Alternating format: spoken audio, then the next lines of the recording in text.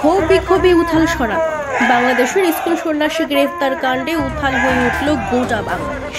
ফলে রাজ্যেও প্রতিবাদ ক্ষোভ বিক্ষোভের আঁচ পড়তে শুরু করেছে। বুধবার আগরতলা সহ কৈলাস শহরেও উত্তাপ পরিলক্ষিত হয়। স্কুল সন্ন্যাসী চিন্ময় কৃষ্ণ দাসের মুক্তির দাবিতে উত্থাল হল আগরতলা রাজপথ। আগরতলা রাধানগর থেকে সনাতনী হিন্দু সেনার শুরু হয় এক বিক্ষোভ মিছিল। ন্যাক্কারজনক দুঃখের কথা জানাচ্ছি আপনাদের কাছে।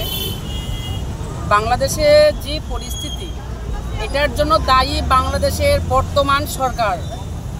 আমি খুবই নিন্দা জানাই এরকম ঘটনার উপরে, যারা এই রকম ইসকনের উপর এবং বাংলাদেশের সনাতনীদের উপর বারবার হামলা হচ্ছে, বারবার উৎপীড়িত হচ্ছে বাংলাদেশের হিন্দুরা।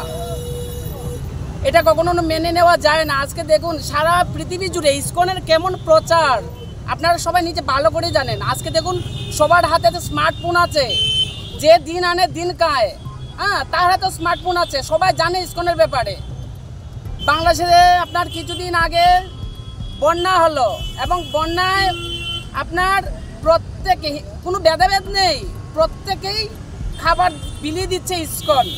আর আজকে ইসকনের উপরে কত বড় জ্বর উঠছে, তো কখনো মেনে নেওয়া যাবে না, মেনে নেব না। আমরা সারা পৃথিবী জুড়ে আমরা সনাতনীরা একত্রিত হব এবং আমরা সবাই মিলে তার প্রতিবাদ করব।